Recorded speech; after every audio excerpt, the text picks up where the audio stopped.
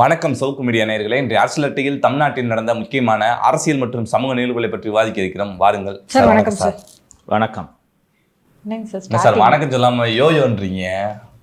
இன்னைக்கு முழுக்க இது மட்டும்தான். மீதமுள்ள செய்திகள் அனைத்தையும் நாளை பேசிக்கொள்ளலாம். விரிவாக பேசுவதற்கு ஏராளமான செய்திகள் இருக்கிறது. ஊடகங்களில் வந்து செய்திகள்லாம் பார்த்துருப்பீங்க. டெல்லியில் திரு விஜய் அவர்களை சிபிஐ விசாரித்தது. அந்த விசாரணையில் என்ன நடந்ததுன்றது இன்றைக்கி ஊடகங்களில் என்ன வந்திருக்குன்றதை பார்த்தீங்களா? என்ன வந்திருக்கு? விதவிதமாக வந்திருக்கு சார். சொல்லுங்கள், உங்களுக்கு தெரிஞ்ச ஒரு 4 விதத்தை சொல்லுங்கள் பார்ப்போம். விஜயிடம் கிடுக்குப்பிடி கேள்வி. ஓகே, அது தினகரன் இருக்குமே. எடுத்தது ஒரு நியூஸ் சேனலில் 50 கேள்வி, 100 கேள்வி, 150 கேள்வி. அதுக்கப்புறம் கொஸ்டின்ஸை கேட்டு முடிச்சிட்டாங்க. சைன் வாங்குறதுக்காக உட்காந்துருக்காரு. விஜயை காக்க வைத்த சிபிஐ அதிகாரிகள். சோகத்துடன் வெளியில் வந்த விஜய். சரி, கூட்டணிக்கு வரியா இல்லையா? கரூர் சம்பவத்துக்கு இதுக்கு தொடர்பு இல்லை சார்.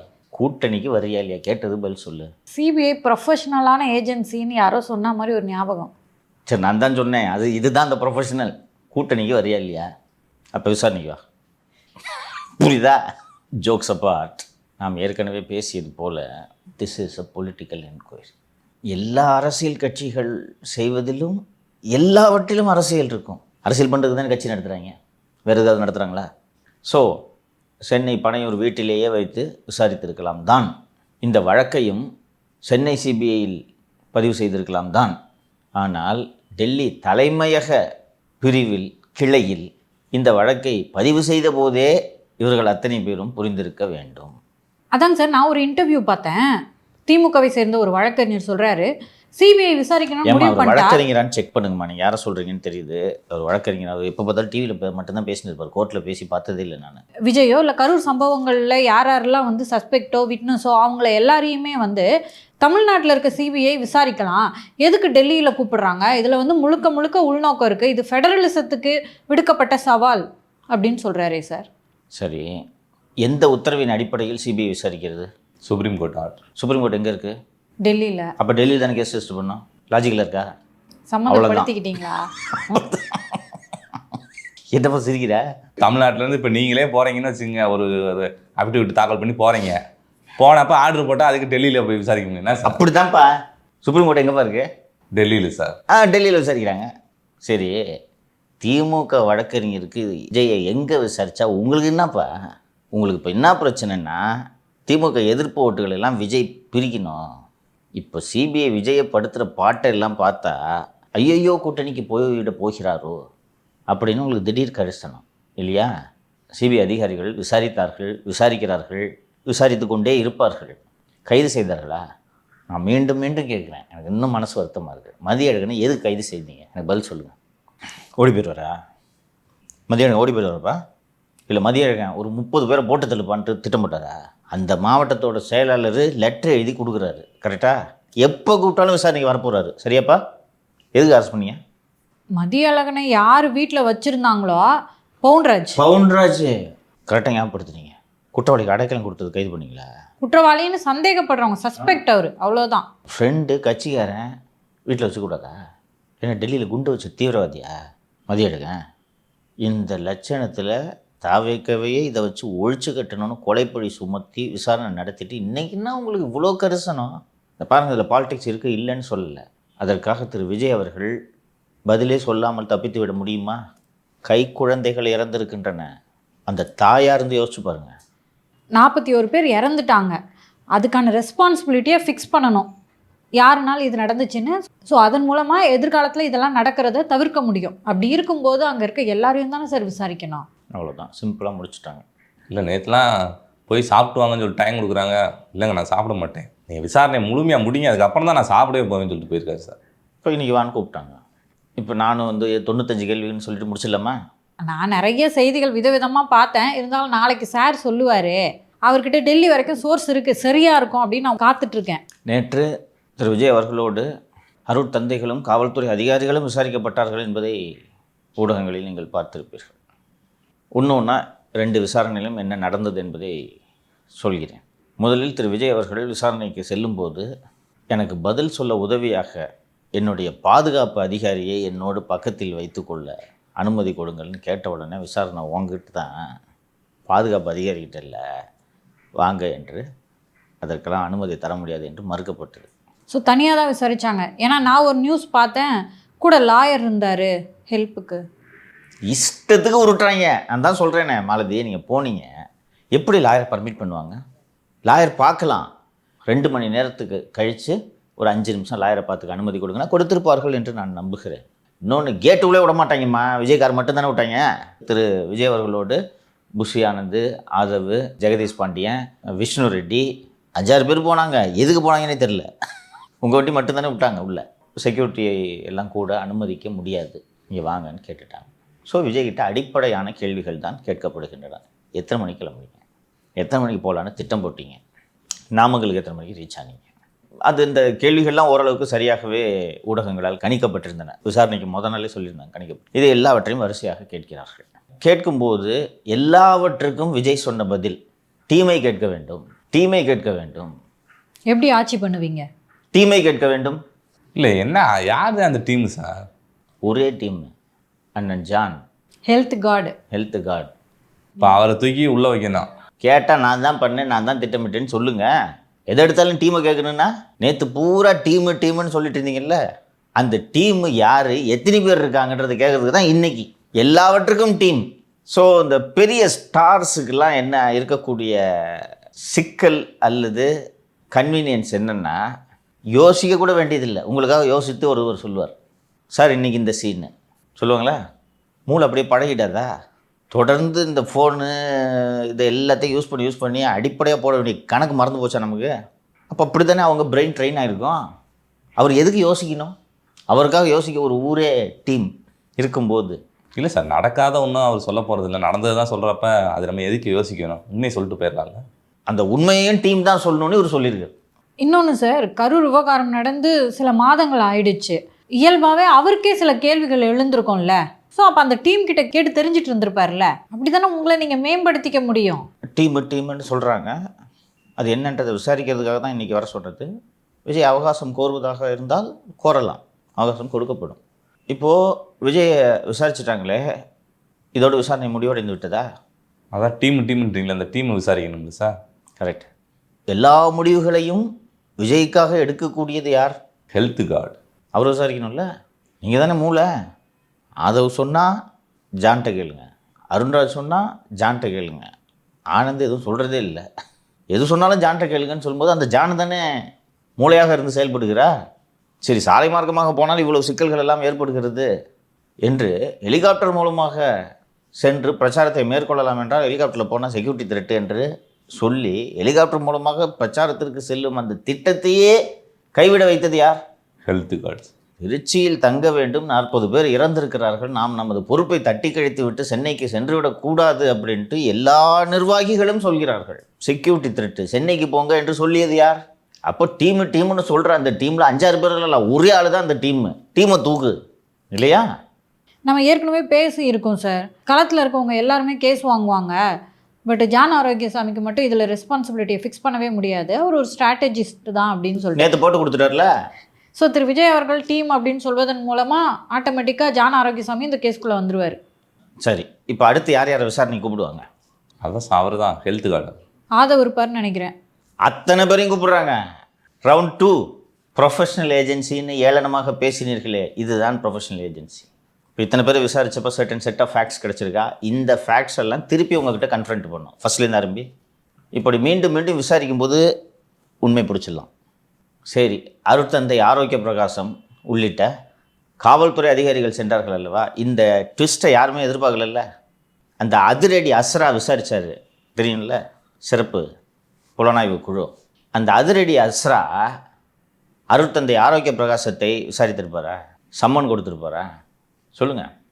அருட்தந்தை ஆரோக்கிய பிரகாசத்துக்கு இந்த விவகாரத்தில் பொறுப்பு இருக்கிறதா இல்லையா? விசாரிக்கணும் தானே. அதிரடி அஸ்ரா விசாரிச்சிருப்பார்னு நினைக்கிறீங்க? விசாரிச்சாருன்னா அவரே ட்ரான்ஸ்ஃபரு. அவங்க எல்லாம் அருட்தந்தையோட சிஷ்ய பிள்ளைங்க. ஜெயராமனை தூக்கி உள்ளே வையின்ட்டு அருட்தந்தை ஆரோக்கிய பிரகாசம் சொல்லித்தான் நடந்தது. There is a cost angle. அப்போ பேசுகிறேன் நான், உங்களுக்கு நினைவு இருக்கும்னு நினைக்கிறேன். விசாரிச்சிருப்பாங்களா? அடுத்த விஷயத்த சொல்கிறேன். மத்திய மண்டல ஐஜி அவர் தான் அந்த கரூர் மாவட்டத்திற்கு பொறுப்பான அதிகாரி. சம்பவம் நடக்கிற அன்றைக்கி ஸ்டேஷனில் இருக்கார், கரூர் டவுன் போலீஸ் ஸ்டேஷனில் இருக்கார். SP, additional SP, DSP, inspector ஃபீல்டில் களத்தில் இருக்காங்க. ஐஜி அங்கே தான் இருக்காரு. என்னையா நடந்துச்சு, இப்படி நடந்துருக்கே என்று அருட்தந்தை ஆரோக்கிய பிரகாசத்திடமும் ஐஜியிடமும் கேட்டால், நாங்கள் ஃபீல்டில் இல்லை, அவங்ககிட்ட கேளுங்க, எங்களுக்கு தெரியாது. சரி, உங்களுக்கு தெரியாது என்று சொல்கிறீர்களே, சம்பவத்திற்கு முன்பும் பின்பும் செந்தில் பாலாஜியிடம் ஏன் பேசினீர்கள், அசோக்கிடம் ஏன் பேசினீர்கள் என்று கேட்ட கேள்விக்கு அருட்தந்தை ஆரோக்கிய பிரகாசத்திடமும் பதில் இல்லை, ஐஜியிடமும் பதில் இல்லை. இந்த கோணத்தை அதிரடி அஸ்ரா விசாரித்திருப்பாரா? ஏன் ப்ரொஃபஷனல் ஏஜென்சின்னு சொல்கிறேன்றது தெரியுதா? கூட்டம் தொடங்கிறதுக்கு முன்னாடியும் பேசியிருக்கீங்க, இந்த சம்பவம் நடந்து இத்தனை பேர் இறந்த பிறகும் பேசியிருக்கீங்க. உங்களுக்கு உயரதிகாரி வெங்கட்ராமன், அதுக்கு மேலே உயரதிகாரி தீரஜ்குமார், அதுக்கு மேலே உயரதிகாரி முருகானந்தம், அதுக்கு மேலே உயரதிகாரி முதல்வர் மு க ஸ்டாலின், தீப்பொறி தினேஷ். சாரி சார்,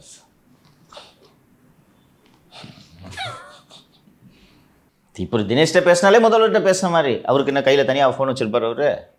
இதுதானே இருக்கணும். அசோக்குக்கிட்டையும் செந்தில் பாலாஜிக்கிட்டையும் என்ன வேலை? எதுக்கு பேசுனீங்க, என்ன பேசுனீங்க?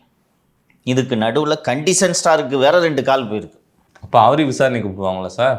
1 by 1. எதுக்கு நீ இவ்வளோ மொக்கையாக நினச்ச? முதல்ல அதை சொல்லு. தனியாக 2 செக்ஷனை போட்டு சார்ஜ் ஷீட்டை போட்டோம். இந்த செய்தியை நேரு அவர்கள் கேட்டார்னா சந்தோஷப்படுவார் சார். இப்போது நீதிமன்றம் ஒரு சிறப்பு புலனாய்வு குழுவை நியமித்திருக்கிறது, கரெக்டாக? இது போக நள்ளிரவிலே ஒரு நபர் விசாரணை ஆணையத்தை அரசு நியமித்திருக்கிறது, கரெக்டாக? கரூரில் அன்னைக்கு என்ன நடந்தது என்பது எப்போது தெரியும்? இந்த விசாரணை ஆணையம் அமைச்சாங்க, அவங்க சொல்கிறது தான் அந்த விசாரணையின் முடிவில் தெரியும், இல்லையா? தலைமைச் செயலகத்தில் பத்திரிகையாளர் சந்திப்பு நடத்தி வீடியோவை போட்டு இதுதான் நடந்தது, மரத்தில் தவ்வினார்கள், டிரான்ஸ்ஃபார்மரில் ஏறினார்கள், அதனால்தான் இது நடந்தது, தாமதமாக வந்தார்கள், அதனால்தான் நடந்தது என்று அருட்தந்தை ஆரோக்கிய பிரகாசமும் அமுதாவும் பேசினார்களா?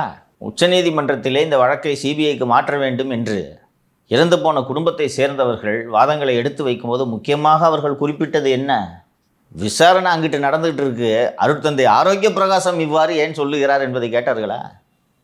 அப்போ செந்தில் பாலாஜிக்கிட்டையும் அசோக்குக்கிட்டையும் பேசிட்டு நீங்கள் இப்படி ஒரு பத்திரிகையாளர் சந்திப்பை நடத்துகிறீர்கள் என்றால் அவர்கள் சொல்லித்தான் இந்த பத்திரிகையாளர் சந்திப்பை நடத்தினீர்களா? மாலதிக்கு நினைவு இருக்கும்னு நினைக்கிறேன். அந்த பத்திரிகையாளர் சந்திப்பில் டிஜிபி திரு வெங்கட்ராமன் அவர்கள் இருந்தார்களா? ஒரு வார்த்தை வாயை திறந்தார மாலதி? விசாரணை நடந்துக்கிறதுக்கு அப்புறம் பார்ப்போம். அது அன்றைக்கி நைட்டு கொடுத்தது. ஓகே, நான் ரொம்ப அவர் அப்ரிஷியேட் பண்ணி சொன்னேன், உங்களுக்கு ஞாபகம் இருக்கும். ஒரு ப்ரொஃபஷனல் ஆஃபீஸராக பேசுகிறாரு. இதுக்கு கூப்பிட்டு சொல்கிறாங்க. அவருக்கு அப்பவும் பத்திரிகையாளர் சந்திப்பு நடத்துகிற ஆசையெல்லாம் இல்லை, இதெல்லாம் இன்வெஸ்டிகேஷன் வேலை, பத்திரிகையில் இன்வெஸ்டிகேஷன் நடத்திட்டு இருக்கக்கூடாதுன்றது அவருக்கு நன்னா தெரியும். இருந்தாலும் இப்போ பேசுன்றாங்க. எப்படி பேசுனார்? There is a honourable commission of enquiry. இந்த நேரத்தில் நான் இதுக்கு மேலே இதை பற்றி பேசுகிறது சரியாக இருக்காது. இப்போ அவர்கிட்ட கூப்பிட்டு விசாரிக்கிறதுக்கு என்ன இருக்குது? அவரையும் விசாரணைக்கு அழைப்பார்கள். திருமதி அமுதாவையும் கூப்பிட வாய்ப்பு இருக்கா? கண்டிப்பாக பேசுனில்ல, வாய்க்கிலையே, இங்கே பேசாட்டா. அந்த பாருங்கள், அந்த வீடியோவை பாருங்கன்ட்டு அண்ணன் திரு செந்தில் பாலாஜி அவர்கள் தயாரித்து கொடுத்த வீடியோவை அமுதா போட்டு காட்டினாரா இல்லையா? செந்தில் பாலாஜி கரூரில் ஒரு வீடியோ போட்டாரா? அவர் ஒரு ப்ரெஸ் மீட் வச்சு பாருங்க, ஏன் மேலே என்னங்க தப்பு இருக்கு, அவங்களா காட்டுங்க, காட்டுங்க, என் மேலே தப்பு இருக்கா காட்டுங்க. கிளைமேக்ஸ் எப்படி போய் முடியுது பார்த்தீங்களா மாலதி? அரசியலெல்லாம் தூக்கி ஓரம் வச்சுருவோம். Do you now agree that CBI is a professional agency? அருட்தந்தையே, அசோக்கிடம் என்ன பேசினீர்கள்? என்ன வேணாலும் பேசலாம்ல சார், ஃபோன் சொல்லுங்க, பண்ணுறதுக்கு என்ன அவங்களுக்கு பேசுனீங்க? உரிமை இருக்குல்ல. இருக்கு, சொல்லுங்க, இதே சொல்லுங்க, என்ன வேணாலும் நான் பேசுவேன், சொல்லுங்க. செந்தில் பாலாஜி என்ன பேசுனீங்க சொல்லுங்கம்மா. கரூர் எம்எல்ஏ நானே இத்தனைக்கு அமைச்சர், அதனால அவர்கிட்ட ரிப்போர்ட் பண்ணோம், எல்லாம் கரெக்டாக நடக்குதான்னு கேட்டார். நான் கரெக்டாக நடக்குதுன்னு சொல்லிட்டு சொன்னேன். அவர் உங்களுக்கு உயரதிகாரியா? உங்கள் ரேங்க் என்ன, என்ன பதவியில் இருக்கீங்க? ஜோஸ் தங்கையா சொல்லிட்டோம், கரூர் எஸ்பி, நீங்களே சொல்லணுமா ஃபோன் பண்ணி? அதை சொல்லுங்கள். அவர்கிட்ட தான் ரிப்போர்ட் பண்ணுறேன், அந்த மாவட்டத்தை பொறுத்த வரைக்கும் அவர் தான் ராஜா, மு க ஸ்டாலின் இல்லைன்றதை சொல்லுங்கள், வாக்குமூலமாக கொடுங்க. அவர் பெரிய ராஜா, குட்டி ராஜா தான் அசோக்குன்னு சொல்லுங்கள். சொல்லுங்கள் சார். நீங்கள்லாம் ஒரு உயரதிகாரி, மதுரையிலேருந்து சோபா செட்டு போலீஸ் வண்டியில் தூக்கின்னு வர தெரியுது, எனக்கு எதுவுமே தெரியாதுன்னு ஒரு குரூப் 1 ஆஃபீஸரான எஸ்பி தலையில் எல்லாத்தையும் கட்டுறீங்களே, வெட்கமாக இல்லை என்று இந்த சம்பவத்தை எல்லோரும் மறந்திருப்பார்கள். நான் நினைவுபடுத்த விரும்புகிறேன். 2001 96 சிறைக்கெல்லாம் போயிட்டு மீண்டும் வெற்றி பெற்ற ஜெயலலிதா ஆட்சிக்கு வந்ததும் பேயாட்டம் ஆடினார். கருணாநிதி கைது வந்த உடனே தட் ஐயோ கொலை பண்ணுறாங்க. இப்போதெல்லாம் மாற்றிட்டாங்கன்னு நினைக்கிறேன். சென்னை புரசைவாக்கத்தில் மோட்சம் தேட்டர், அந்த தேட்டரும் மூடிட்டாங்க. இந்த மோட்சம் தேட்டர் என்று ஒரு தேட்டர் இருந்தது. அந்த தேட்டருக்கு எதிரில் சட்டக்கல்லூரி மாணவர்கள் விடுதி இருந்தது. அந்த விடுதியில் ஏதோ கலாட்டான்னு சொல்லிவிட்டு அப்போது ஆணையராக இருந்து ஓய்வு பெற்ற ஜார்ஜ் வந்து ஜாயின்ட் கமிஷனர் டிஏஜியாக இருந்தார். இப்போ டிஏஜி ஐ திங்க். கருணாநிதி கைதில் ஏற்கனவே பஞ்சாயத்தை பார்த்துட்டாங்க. கருணாநிதி கைதை கண்டித்து ஒரு ஊர்வலம் நடந்தது மெரினாவில். அதில் அயோத்திக்குப்பம் வீரமணிலாம் விட்டு ஊர்வலம் போனவங்களாம் அட்டி மண்டை மேலே விட்டு. அது முடிந்ததும் லா காலேஜ் ஹாஸ்டலில் போலீஸு பட்டாலியனை இறக்கி கையில் ஸ்டூடெண்ட்ஸு இப்போ கலாட்டாக பண்ணியிருப்பாங்க, அதை மறுக்க முடியாது. கெட்டச்சவனுக்கெல்லாம் அட்டி 50-60 பேருக்கு ஃப்ராக்சர் பண்ணது ஜார்ஜ். முத்துக்கருப்பதுக்கு பொறுப்பே இல்லை. முத்துக்கருப்பன் கமிஷனர், அவர்தான் கருணாநிதி கைதை முன்னின்று செயல்படுத்துகிறார், எல்லாத்தையும் அவர் தான் பார்க்குறாரு. முத்துக்கருப்பன் கமிஷனர். ஜெயலலிதா இதை பஞ்சாயத்தாக இழுத்து விட்டுட்ருக்கீங்களே அப்படின்னு கேட்கும்போது, மேடம் நான் இல்லை மேடம், இந்த ஜார்ஜ் தான் பண்ணாருன்னு. ஐ ஆர்டர் தி லத்தி சார்ஜ், என்னை மாற்றுங்க. அப்படி தான் இருக்கணும். நீ தானே கேப்டனு. அதற்கு பிறகு 2009ஆம் ஆண்டில் சென்னை உயர்நீதிமன்றத்தில் வழக்கறிஞர்களுக்கும் காவல்துறையினருக்கும் ஒரு பெரிய சம்பவம், மோதல் நடந்தது. அப்போது ஆணையராக இருந்தவர் திரு ராதாகிருஷ்ணன் ஐபிஎஸ் அவர்கள். வக்கீல்களாம் ஏகப்பட்ட வக்கீல் மண்டை உடைஞ்சுது. கமிஷனர் ராதாகிருஷ்ணன், நான் போலீஸை உள்ளெல்லாம் போய் லத்தி சார்ஜே பண்ணாதேன்னு சொன்னேன். இந்த ஏகே விஸ்வநாதன் ஜாயின்ட் கமிஷனர் அவர் தான் உள்ளே புந்து அஷ்டார், எனக்கு தெரியாது. அது போலத்தான் இது. இங்கே தானே சட்டம் ஒழுங்குக்கு பொறுப்பு. லீடு பண்ணானா ஒரு குரூப் ஒன் ஆஃபீஸரு. இன்னொன்று, உங்கள்கிட்ட ரிப்போர்ட் பண்ணாமல் இன்றைக்கி நாடு இருக்கிற நிலைமை இல்லை. அருட்தந்தையின் வார்த்தைகளை மீறி ஏதாவது செய்துவிட முடியுமா? இப்போ ஒத்துக்கிறீங்களாம்மா ப்ரொஃபஷனல் ஏஜென்சின்னு? ஐபிடிஆரை அதிரடி அசராக எடுத்துகிட்டு போகிறா? ஓ, ஏன் ஐபிடிஆரே வாங்குறியா நீ?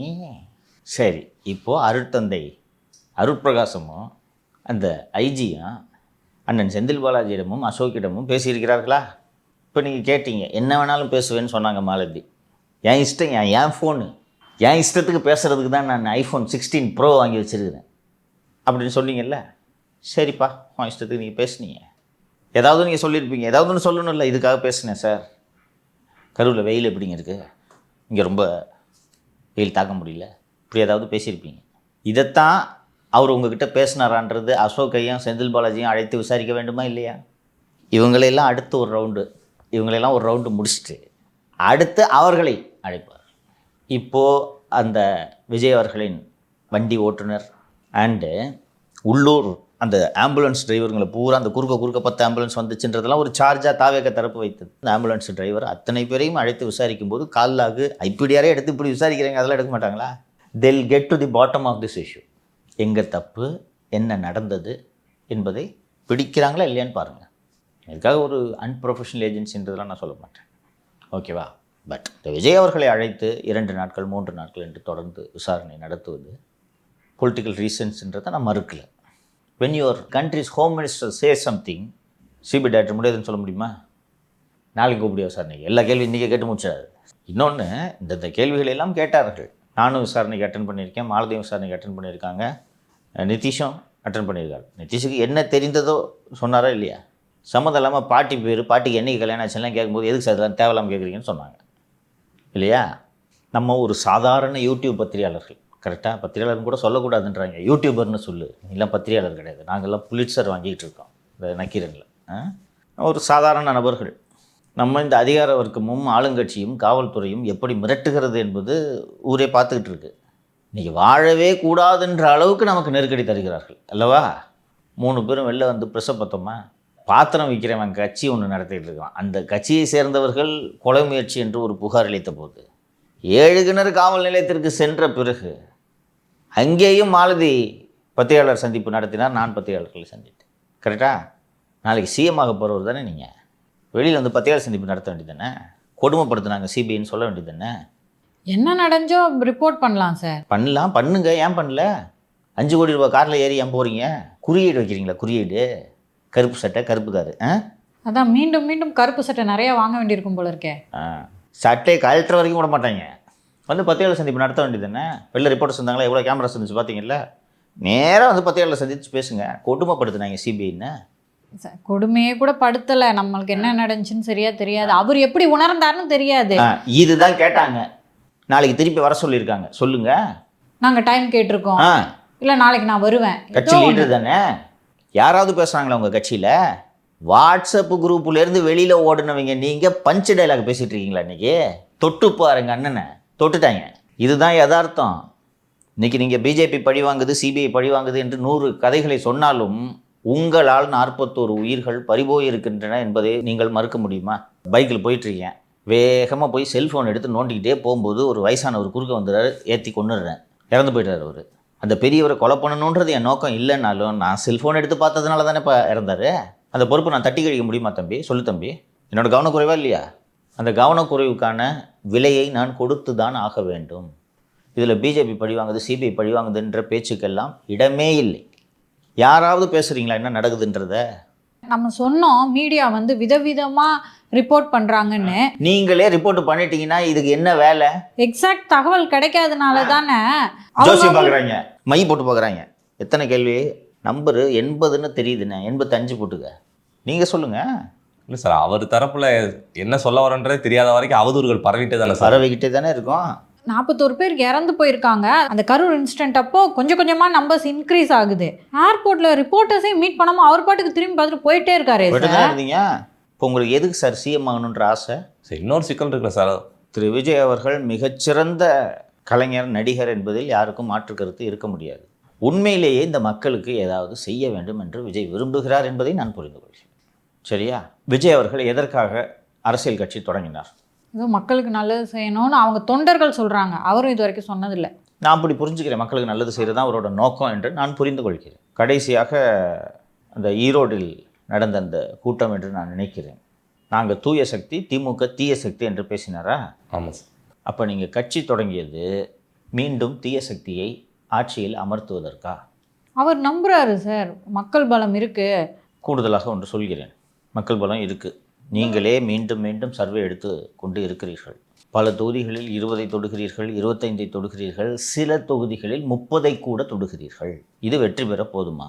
இல்லை, அப்படி சொல்கிறப்ப யாராக இருந்தாலும் ஓகே நம்ம தனிச்சு நிற்கலாம் அப்படி தான் நினைப்போம். நீங்கள் இன்னும் நம்பிக்கிட்டு இருக்கிறது காங்கிரஸ் வந்துவிடும் என்பது கரெக்டாக? ஆமாம். இவங்கக்கிட்ட 30.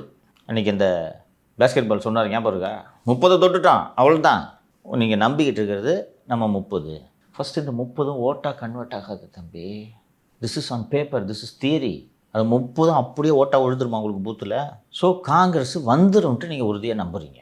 அதான் சார், இந்த காங்கிரஸ் வேற மிக்சட் சிக்னல்ஸை கொடுத்துக்கிட்டே இருக்காங்க. அப்படிதாம்மா கொடுப்பாங்க, அதாம்மா அரசியல். என்னம்மா தப்பு? நேற்று ஐயா பேசினார் பார்த்தீங்களா?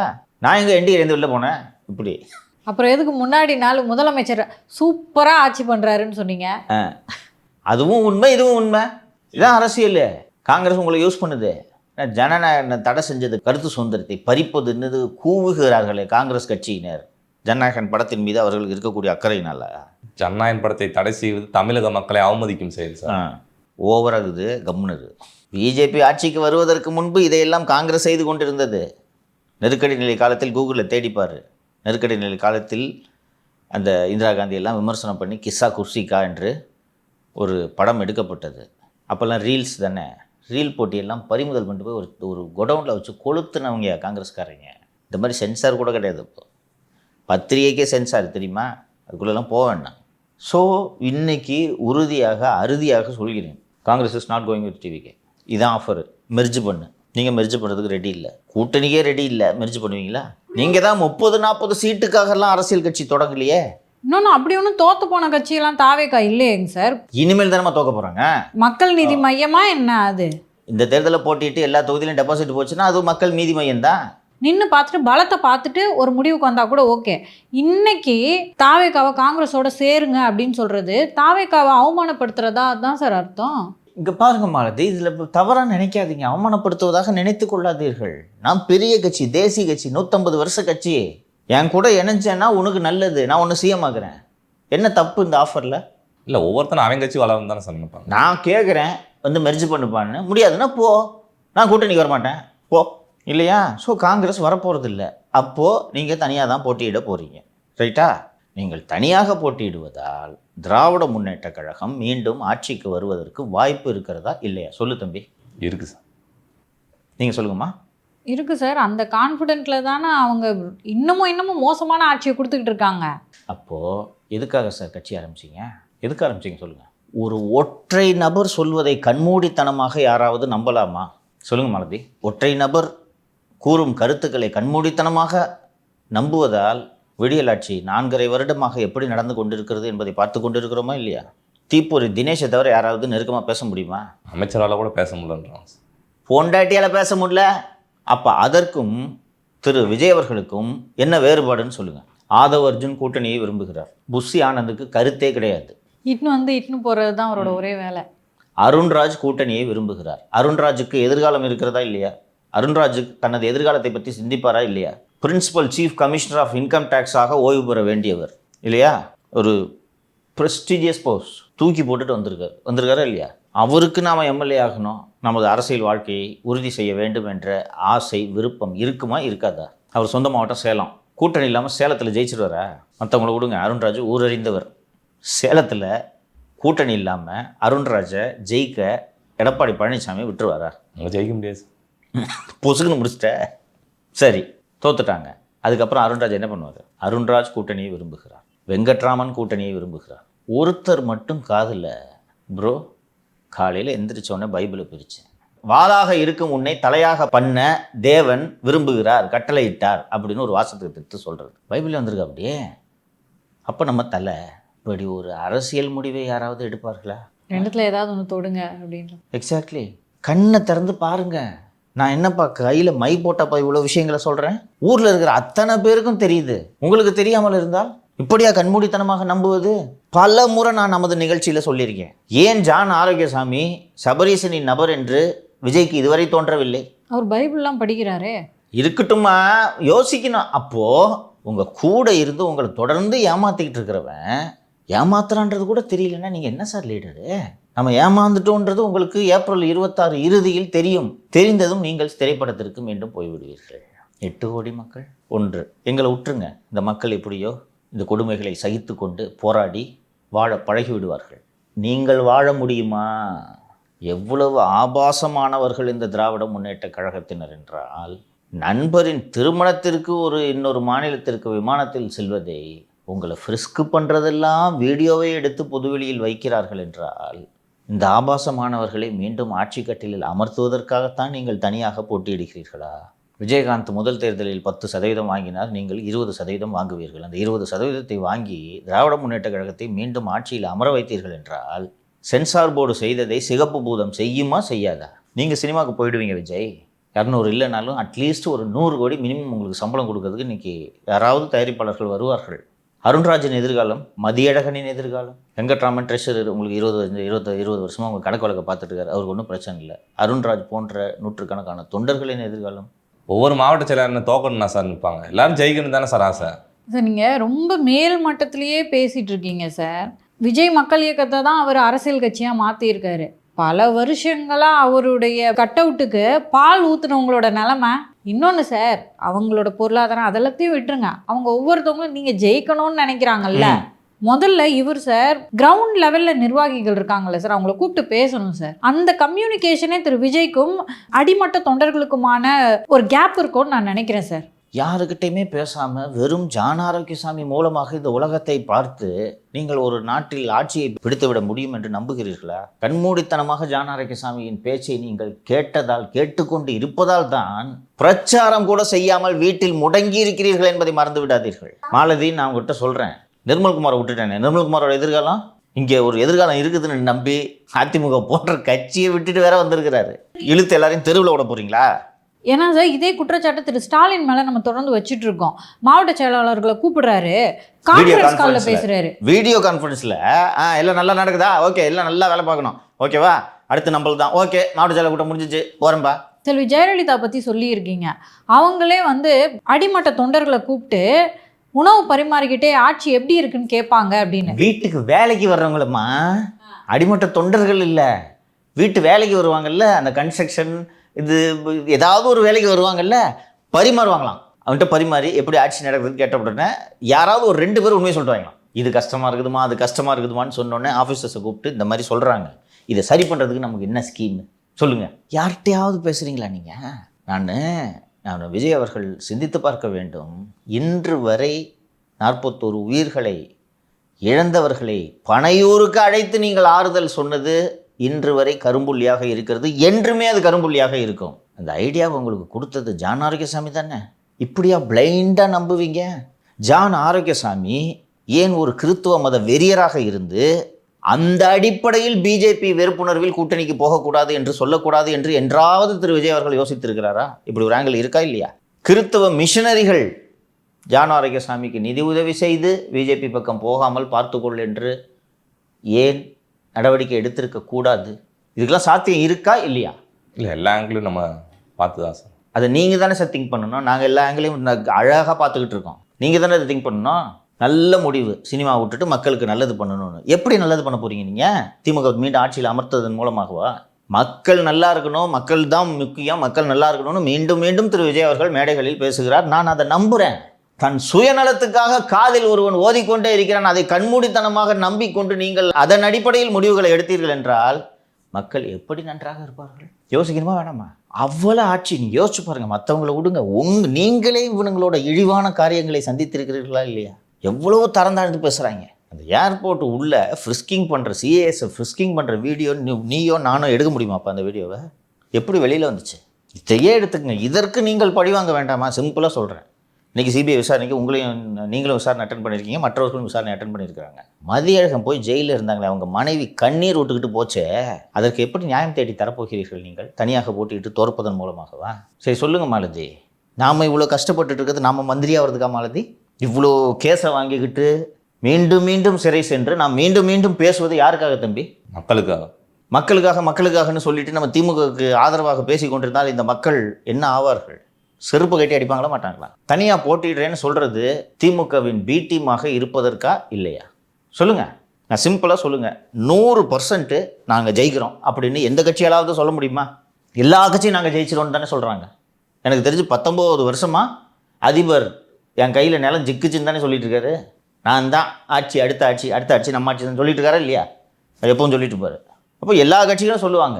ஆனால் நடைமுறையில் யதார்த்தம் என்று ஒன்று இருக்கிறது. அந்த யதார்த்தத்தின் அடிப்படையில் பார்த்தால் தாவேக தனித்து ஆட்சியை பிடிப்பது சாத்தியமா? மாவட்ட செயலாளர் ஃபுல்லாக போட்டிங்களா? ஃபஸ்ட்டு நீங்கள் பூத் ஏஜென்ட் ஃபுல்லாக போட்டிங்களா? வேட்பாளர்களை அவுட் சோர்ஸ் பண்ண போகிறீங்கன்னு செய்தி வந்துச்சா இல்லையா? ஓய்வு பெற்ற அதிகாரிகளை கூப்பிட்டு வரீங்கன்னு. மக்கள் நீதி மையம் வழியிலேயே போனால் மக்கள் நீதி மையத்துக்கு என்ன ஆச்சு? அதுதான் உங்களுக்கும் ஆகும், எல்லாருக்கும் அதாம்மா ஆகும். சிரஞ்சீவிக்கு என்னாச்சு? கூட்டணி வைக்காமல் தனியாக போட்டியிட்ட பவன் கல்யாண் என்ன முடிவை சந்தித்தார்? நீங்கள் சொன்ன மாதிரி இப்போ வரைக்கும் வேட்புமனு தாக்கல் வாங்குறத பற்றியே யோசிக்கவே இல்லையே சார். ஈரப்பா டெல்லிக்கு கூப்பிட்டு இருக்காங்க, இதில் வேற விருப்ப மனு திருப்ப மனுன்ட்டு. எப்போ ஆரம்பிச்சு எப்போ பண்ண போகிறீங்க? இப்போ விஜய் தனியாக நின்று சிஎம் ஆகிடுவார், அதை கூட்டணிக்கு வான்னு சொல்லி நம்ம கெடுக்கிறோமா? யோசிச்சு பாருங்கம்மா. அட்லீஸ்ட் இப்போ கூட்டணிக்கு வந்தால் கூட எப்பனாலும் முதலமைச்சர் ஆகிறதுக்கான வாய்ப்புகள் அதிகம் இருக்குது, பிரகாசமாக இருக்கு. அரசியலை கற்றுக்கொள்ளலாம். திமுக என்ற கட்சியை துடைத்தெறியலாமா? தீய சக்தின்னு சொல்றீங்களே, தீய சக்தியை அழிக்கணுமா வளர்க்கணுமா? இந்த திரு விஜய் அவர்கள் யோசிக்க வேண்டும். அந்த திருப்பி இந்த விஜய் ரசிகர்கள் கூட்டணி கூப்பிட்றேன், நான் சிஎம்மாக போகிறேன்னா, நான் மந்திரியாக போகிறேன்னா, மாலதி மந்திரியாக போகிறாங்களா? இந்த நாடு நல்லா இருக்கணுன்றதுக்காக தானே நம்ம பேசுகிறோம். அந்த நாடு நாசமாகணுன்றதுக்காக நான் தனியாக போட்டியிட போகிறேன்னு சொல்கிறவங்கள பிஜேபி நெருக்கடி கொடுப்பதில் என்ன தவறு? நான் பேசிய இந்த தகவல் எல்லாமே எனக்கு டெல்லியிலிருந்து வந்திருக்கும் என்பது உங்களுக்கு தெரியும். ஹெல்த் கார்டு தான் அவ்வளவுக்கும் கட்டை கொடுத்துட்ருக்காரு. அவருக்கு மாப்பிள்ளை சாரோடும் கிறித்துவ மிஷினரிகளோடும் என்னென்ன தொடர்புகள் இருக்கிறது என்பதை கண்டுபிடிக்காமலா இருப்பார்கள்? விஜய் உழைத்து சம்பாதித்த காசு 9 கோடியை வாங்கியிருக்கிறியே, விஜயோட எதிர்காலத்திற்கு நீ நல்ல யோசனை சொல்ல வேண்டுமா வேண்டாமா? இப்போ உங்களுக்கு தெரிஞ்ச அரசியல் அறிவை வைத்து சொல்லுங்கள் மாலதி. பாட்டாளி மக்கள் கட்சி போன்ற ஒரு கட்சி, இந்த அப்பா பையன் சண்டையெல்லாம் நடக்கிறதுக்கு முன்னாடின்னு வச்சுக்கோங்க, பாட்டாளி மக்கள் கட்சி போன்ற ஒரு கட்சி தமிழகத்தில் தனித்த ஆட்சியை பிடிப்பது சாத்தியமா மாலதி? இல்லை. ஏன்? அவங்களுக்குன்னு சில ஃபாலோவர்ஸ் இருக்காங்க, அவங்கள விரும்புகிறவங்க சில பேர் இருக்காங்க. அது பெரும்பான்மை கிடையாது. அது ஓட்டுக்கெலாம் மாறும்போது ஒரு கம்மி பர்சன்டேஜ் இருக்கே தவிர அவங்க ஓட்டு போடுவதனாலேயே அவங்க ஆட்சியை பிடிச்சிட முடியாது. அதான் மாற்றம் முன்னேற்றம்லாம் அவங்க ட்ரை பண்ணாங்க, தோல்வியை தானே அடைஞ்சாங்க. சொல்கிறேன் நான். அது ஏன் நீங்கள் இவ்வளோ சுற்றி வளைச்சு பேசுறீங்க? எளிமையாக உடச்சி பேசுகிறேன். திருச்சி தானே வன்னியர் கிடையாது, கரெக்டாக? ஒரு 80 முதல் 90 தொகுதிகளில் வன்னிய சமூக மக்கள் வசிக்கிறார்கள். அதில் அவங்க 90 கான்ஸ்டியூன்சிஸ் வரைக்கும் அவங்க இன்ஃப்ளூயன்ஸ் இருக்குது. அப்புறம் சேலம் பெல்ட் வரைக்கும் இருக்குது. சரியா? உங்கள் ஊரில் இருக்காங்களாம்மா வன்னியர்? இல்லை. உங்கள் ஊரில் இருக்காங்களாப்பா? இல்லை இல்லை, எங்கள் ஊரில் இல்லை. இருந்தாலும் என்ன, ஒரு பெர்சன்டேஜ், ஒரு குடும்பம், ஒரு பர்சன்டேஜ்லாம் வராது. அதாவது அந்த ஏரியா பீப்புள் இங்கேருந்து புலம்பெயர்ந்து போய் எங்கள் வேலைக்கு கிளைக்கு போயிருப்பாங்க. அப்போ எப்படி செய்யுமா நீ? ஒபாமா கேம்பெயினை காப்பி அடித்து, எஸ்வி கேனை காப்பி அடித்து, மாற்றம் முன்னேற்ற அன்புமணின்னு அதே ஸ்டைலில் போஸ்ட் அடித்து பஸ் ஸ்டாண்டுக்கு ஒட்டி டிவியில் விளம்பரம் கொடுத்து தேர் இழுத்து திருவிழா விட்டாரு. இப்படிப்பட்ட ஆளை கூப்பிட்டு 9 கோடி உலகத்தில் யாராவது கொடுப்பாங்களா? உங்கள் ஒரு அருண்ராஜ் உங்களுக்காக கெரியரை தூக்கி போட்டுட்டு வந்திருக்காரு. நீங்கள் அழிஞ்சு போகிறதுக்கு ஐடியா சொல்லுவார். மந்திரிச்சு விட்ட மாதிரி தெரியுதுன்னு சொல்லுவாங்க தெரியுமா கோயிலில்? கிட்டத்தட்ட மந்திரிச்சு விட்ட மாதிரி விஜய் வச்சுருக்காருப்பா அந்த ஜான் ஆரோக்கியசாமி. மை போட்டா நான் என்ன சொல்கிறேன்னா செய்ய அந்த மாதிரி. கிட்டத்தட்ட மீட்டிங்னா எல்லாரையும் உட்கார வச்சு தானே பேசணும். நம்ம ஆஃபீஸ் மீட்டிங் ஸ்டாஃப் மீட்டிங் போட்டோன்னா அவ்வளோ பேரும் தானே கூப்பிட்றோம், உட்காந்து பேசுகிறோமா? நீங்கள் ஒன்று சொல்கிறீங்கடா, அது நான் ஒன்று சொல்லுவேன், அது பதில். அதானே தனித்தனியாக என்னையா மீட்டிங்கு? எல்லாரையும் ஒன்றா உட்காந்து பேசவே ஜான் விடுறது இல்லையா தெரியுமா? ஏன் விடுறது இல்லைன்றதை விஜய் யோசிக்கணுமா? நம்ம எனக்கு என்னமோ விஜய்க்கும் இது வசதியாக இருக்கிறதோ என்று தோன்றுகிறது. ஜான் ஆரோக்கியசாமியை நம்ம எக்ஸ்போஸ் பண்ணுறது அப்படிங்கிறது ஃபர்ஸ்ட் டைம் கிடையாது சார்.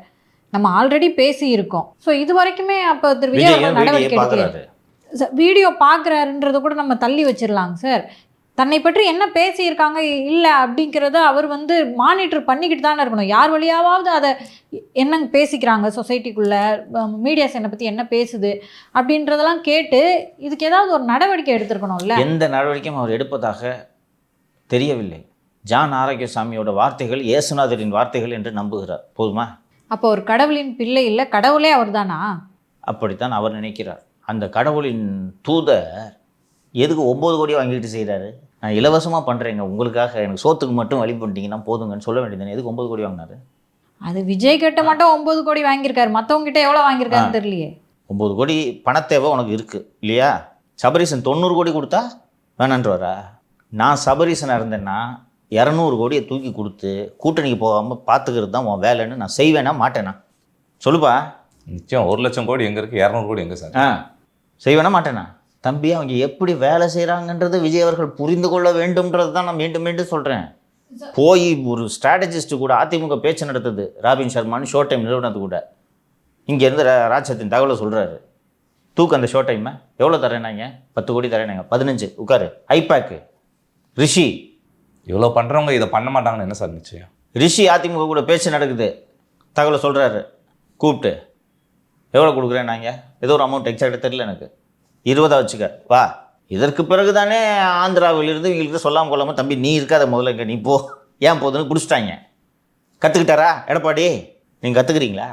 நான் சொல்கிறது பூரா முழுக்க தவறுனே வச்சுக்கோங்க, பொய்யினே வச்சுக்கோங்க. சபரீசன்ட்ட ஒரு காசே வாங்கலைன்னு வச்சுக்கோங்க. இந்த ஐடியாவை ஏன்பா கொடுக்குறாரு அருண்ராஜ்? ஒரு முன்னாள் காவல்துறை அதிகாரிகள் எல்லாரும் பேசி இந்த கரூர் ஸ்டாம்பீடுக்கு பிறகு இன்னொன்று பிரச்சாரம் பண்ணணும் தானே.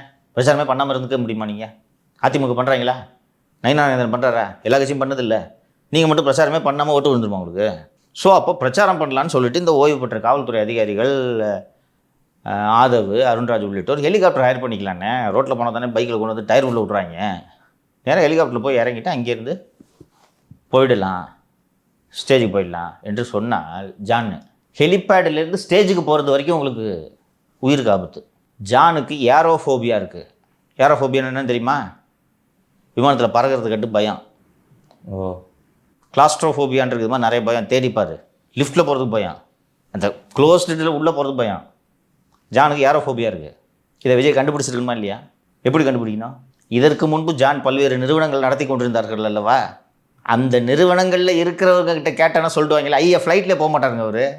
டெல்லியாக இருந்தாலும் 2 நாள் ஆனால் பரவாயில்ல, நான் ட்ரெயினில் வரேன்னு சொல்லுவார். அப்பப்போ கூப்பிட்டு விசாரிக்க சொல்லுங்கள் சார் சிபிஐயை. வர்றேன். இதன் காரணமாகத்தான் ஐயோ ஹெலிகாப்டர் பார்த்து. சரி, ஹெலிபேடிலேருந்து ஸ்டேஜ் எவ்வளோ தூரம்ப்பா இருக்கும்? எல்லா தலைவர்களும் வர்றாங்கல்ல. ஹெலிபேட் எங்கே இருக்கும்? திருச்சியில் ஹெலிபேடை வச்சுட்டு சென்னையிலேயே ஸ்டேஜில் போடுவாங்க. ஒய் பிரிவு பாதுகாப்பில் இருக்க உங்களுக்கு என்ன உயிருக்கு ஆபத்து? அந்த ரேம்பில் நடக்கிறாரு, அந்த ரேம்ப் தூரம் தானேமா இருக்கும் ஹெலிகாப்டருக்கும் ஸ்டேஜுக்கும். அப்போது சரி, ஹெலிபேட்லேருந்து ஸ்டேஜுக்கு போகிறது வரைக்கும் ஆபத்துனா எப்படி தாண்டா பிரச்சாரம் பண்ணுறதுன்னு கேட்கணும்ல விஜய். பிரச்சாரமே பண்ண வேணாண்ணே, கடைசியாக ஒரு வீடியோ விட்டலான்ட்டு ஒரு ஐடியா கொடுத்தா கேட்டுக்கிட்டு இருந்தீங்கன்னா நீங்கள் என்ன லீடர் சார்? நான் சொன்னேன் ஏற்கனவே, இது எல்லாமே மத்திய உளவு ஏஜென்சிஸ்க்கு தெரியும், உள்துறை அமைச்சருக்கு தெரியும், அத்தனை பேருக்கும் தெரியும். ஜானோட சரித்திரத்தையே நோண்டி எடுத்துக்கிட்டு இருக்காங்க. 24 மணி நேரமும் கண்காணிப்பில் வைக்கப்பட்டிருக்கு. இவரது பழைய வரலாறு எல்லாம் கீழடி வரை தோண்டி கொண்டு இருக்கிறார்கள். அது எதுவும் ஊழல் புகார் எதுவும் மாட்டுச்சுன்னு நான் விடுத்தேன். எல்லாத்தையும் சொல்ல முடியாது ஒரே நிகழ்ச்சியில். ஏம்பா விஜயையே இந்த பாடுபடுத்துகிறாங்க. எரியிறதை இழுத்தா என்னமாகும்? கொதிக்கிறது அடங்கிடும். அவ்வளோதான். விஜய் கொதிக்கிறது ஜான் எரியறதுனால. புரியுதா? பீஸை பிடுங்கி விட்டா ஸோ இப்போது ஒரு வேளை இப்படி வச்சுக்கோப்பா, விஜய் என்டிஏல கூட்டணிக்கு வந்துடுறாரு, ஒரு வாதத்துக்கு வச்சுக்கோ, வச்சுட்டு ஏதோ ஒரு 40 சீட்டு ஏதோ கொடுக்குறாங்க, ஒரு 40லையுமே ஜெயிக்கிறதுக்கு பாசிபிலிட்டி இருக்குது இல்லையா? வாங்கிடுறாங்க சீட்ஸு, என்ன வாங்கிட்டு ஜெயிச்சுட்டு எதிர்க்கட்சி தலைவராக இருந்தால் 31இல் முதல்வர் நாற்காலிக்கு விஜய் ஆசைப்படுவது சாத்தியமா இல்லையா? எம்ஜிஆர் மாதிரி எந்த கட்சியும் முதலமைச்சர் ஆகாமல் கடைசி வரைக்கும் அந்த சேரில் உட்காந்துட்டு போயிடலாம். சாத்தியமா இல்லையா சொல்லு. வயசு இருக்குது திரு விஜய்க்கு. அதான் வயசு இருக்குல்ல, 82 வயசில் ஐயா எப்படி சண்டை போட்டுக்கிறாரு. சரி, இப்போ ஜான் ஆரோக்கியசாமி விஜயோட இருக்காரு, இந்த அளவுக்கு க்ளோஸாக இருக்காருன்னா நாளைக்கு விஜய் முதலமைச்சரானாலும் அதோட பலன்கள் ஜான் ஆரோக்கியசாமிக்கு தான் போகுது. இன்றைக்கி தனியாக நின்னார்னா விஜய் முதலமைச்சர் ஆகிறதுக்கான ரிஸ்க்குகள் இருக்குது, கன்ஃபார்மாக ஆயிடுவார்னு சொல்ல முடியாது. கூட்டணி வச்சார்னா பவர்ஃபுல்லாக மாறப்போகிறாரு, வருங்காலங்களில் கண்டிப்பாக நல்ல அரசியலை கற்றுக்கிட்டாங்கன்னா சிஎம் ஆகிறதுக்கான நிறைய பாசிபிலிட்டிஸ் இருக்குது. கடைசி வரைக்கும் அந்த சேரை விடாமல் அவங்களே வச்சுக்கலாம். அப்படி இருக்கும்போது அந்த பலன்களையும் ஜான் ஆரோக்கியசாமி தான் பெற போகிறாரு அப்படின்னா நல்ல பவர்ஃபுல்லாக திரு விஜயை ஆக்கணுன்றது தானே ஜான் ஆரோக்கியசாமியோட எண்ணமாக இருக்கணும். சூப்பரான கேள்வி வர்றேன். இப்போது அதிமுக கூட்டணி வச்சிடுறாங்க, பிஜேபியோட கூட்டணி வச்சிடுறாங்க, 45 சீட்டு தர்றாங்க, ஜெயிச்சிடுறாங்க. அருண்ராஜ் அசம்பிளிக்கு போயிடுவாரா? ஆனந்த் அசம்பிளிக்கு போயிடுவாரா? வெங்கட்ராம அசம்பிளிக்கு போயிடுவாரா? மதியழகு அசம்பிளிக்கு போயிடுவாரா? ஜான் எங்கே போவார்? அவர் வெளியே அரங்காவலர் மாதிரி நிற்பார் சார். தோத்துருச்சு கட்சி, சரியா? கட்சி கலைச்சிடுவாங்களா? கலைக்க மாட்டாங்க. விஜய் என்ன பண்ணுவார்? நடிக்க போயிடுவார் சார். விஜய் நடிக்க போயிடுவார். கட்சி யார் நடத்துறது? ஜான் ஆரோக்கியசாமியா? இன்றைக்கி கட்சியில் எல்லா முடிவும் யார் எடுக்கிறது? ஜான் ஆரோக்கியசாமி. அப்போ நாளைக்கு முடிவை யார் எடுப்பா? அது பெட்டரான பொசிஷன் இல்லையா? கூட்டணி வச்சு ஜெயிச்சுட்டு போயிட்டாங்கன்னா தெருவுக்கா போகிறேன். இந்த கட்சியில் ஒருத்தர் மதிப்பானா? இன்னொன்று, ஜெயிச்சிட்ட பிறகு வியூக வகுப்பாளரோட தேவை என்ன இருக்குது? இல்லை இதுக்கு சார் எனக்கும் ஒரு எம்எல்ஏ சீட்டு கொடுங்க சார்ன்னு சொல்லிட்டு வாங்கி ஜெயிக்கிறது தோக்குற வேலைக்குள்ள ஜான் ஆரோக்கியசாமி பார்க்கலாம்ல. No bro, I am only வியூக வகுப்பாளர் ப்ரோ. பேச தெரியாது. He's an introvert. ஊமை குசும்பு, ரூமுக்குள்ளே பேசுறது, மைக்கை பிடிச்சி பேசு, புரியுதா? விஷம் விஷம் விஷம். ஒத்த ஆளால் தமிழ்நாட்டோட எதிர்காலம் பாதிக்கப்படுறத பிஜேபி வேடிக்கை பார்க்குமா? ஹோம் மினிஸ்டர் வேடிக்கை பார்ப்பாரா? சரி சார், இப்போ வரைக்கும் காங்கிரஸ் வந்துரும்னு நம்புறாங்க சார். வராட்டியும் தனியாக நிற்கிறது மட்டும்தான் அவங்களுடைய ஒரே பிளான். தனியாக நிற்கணுன்றது தான் ஜான் ஆரோக்கியசாமியோட திட்டம். அவரோட திட்டம் சொல்லுவாங்க சார், சபரீசன் அவர்களுடைய திட்டம். சரிங்க சார், நம்புறாராங்க சார் ஜான் ஆரோக்கியசாமியை தனியாக நின்னா சிஎம் ஆயிடுவாங்க, கணிசமான எம்எல்ஏக்களை பெறுவாங்க அப்படின்னு. பைபிள் எழுதியிருக்குல்ல சார்? பைபிளில் எழுதியிருக்கிறத நீங்கள் எப்படி வேணாலும் இன்டர்பிரேட் பண்ணிக்கலாம் சார். நான் எனக்கு வசதியாக இன்டர்பிரேட் பண்ணிக்கிறேன். நீ தலையாக தான் இருக்கணும்னு தேவன் சொல்லியிருக்கிறார். ஆனால் அவர் தளபதியாச்சே சார். காலத்துக்கு ஏற்ற மாதிரி சட்டத்தவே மாற்றுறாங்க. இந்த பைபிள் என்ன சார் இது? தம்பி, எல்லாரும் தான் சாமி கும்பிட்றாங்க, முடிவை நம்ம தான் எடுக்கணும். சாமி எடுக்காதவனுக்காக துணிஞ்சவங்களுக்கு தான் சாமியை உதவி பண்ணும். நீ இப்போ ஓரமாக கதவை சாத்திட்டு வீட்டுக்குள்ளே படுத்துக்குவேன், சாமி உன்னை இழுத்துன்னு வந்து ராஜ்பவனுக்கு போய் பதவி ஏற்பட நடத்தி வைக்குமா? நீங்கள் சொல்கிற கதை பாட்டுக்கு எக்ஸாமுக்கு எதுவுமே படிக்க மாட்டேன், சாமி பாஸ் ஆகுன்னு எப்படி ஆகும்? டெய்லி பைபிளை திறந்து நீ பாஸ் ஆயிடுவேன்னு நான் வசனத்தை படிச்சுட்டு இருந்தா எப்படி பாஸ் ஆக முடியும்? பாசிட்டிவாக தான் ஆகும். ஸோ ஜான் ஆரோக்கியசாமியை பொறுத்த வரைக்கும் உன்னுடன் இருந்து நான் செய்யும் காரியங்கள் பயங்கரமா இருக்கு. அந்த வாசகத்தை தான் விஜய் படிக்கணும். உன் கூடவே இருந்து நான் செய்யும் காரியங்கள் பயங்கரமாக இருக்கும், அதைத்தான் பண்ணிக்கிட்டு இருக்காரு. அந்த வாசகத்தை தவிர மீது எல்லா வாசகத்தையும் படிச்சுருக்கிறார். ஸோ விஜய் ரசிகர்களாகட்டும், விஜய் சிந்திக்க வேண்டும், அவ்வளோதான். நமக்கு இதில் பர்சனலாக there is absolutely nothing. You should think. அந்த கம்ஃபர்ட் ஜோன்லேருந்து வெளியே வர்றதுக்கு பயப்படுறாங்க sir. There is no comfort zone. Comfort ஜோன்லேருந்து வெளியில் வர்றதுக்கு உங்களுக்கு தயக்கமாக இருந்தால் கேரவனை விட்டு நீங்கள் வெளியில் வந்துடக்கூடாது. பன்மம் போதும்னு நினைக்கிறேன்ப்பா. இன்றைக்கி ரொம்ப ஓவராக தான் சார் இருக்குது. ஓவரான்றதுக்காட்டி உண்மை யதார்த்தத்தை தான் சார் பேசுகிறேன். தமாஷ்க்கு சொன்னேன்ப்பா, நான் யதார்த்தத்தை சொல்கிறேன்ப்பா, வேறு என்னப்பா. இன்றைக்கி நீங்கள்லாம் வராததுனால தானே சின்ன சின்ன தவுளுண்டு கட்சியெலாம் 30 கூடு 40 கூடு. நீங்கள் வந்துட்டீங்கன்னா கொடுக்க முடியாது போ அப்படின்ட்டு துரத்தி விடலாம்ல. தேவையே இல்லை. இப்போ என்டிஏல விஜய் சேர்ந்துட்டாருன்னா டிஎம்டிகே பிஎம்கே யாருமே தேவையில்லை. இன்னொரு முக்கியமான விஷயம் ஆல்ரெடி, இப்போ என்டிஏல கூட்டணி சேர்ந்துட்டிங்கன்னா உங்களுக்குன்னு வியூக வகுப்பாளர் எதுக்கு? எல்லா வியூகத்தையும் அவங்க வகுத்து கொடுத்துருவாங்கல்ல. அப்போ உனக்கு என்ன வேலை? பொத்துனாப்பில் உட்காரணுவாங்க. உங்கள் இம்பார்ட்டன்ஸ் போதா? நம்ம அப்போத்துலேருந்தே சொல்லிகிட்டு இருக்கோம், உங்களை இங்கே தீய சக்தி திமுக எப்படா அழிப்போன்னு காத்துக்கிட்டு இருக்கு.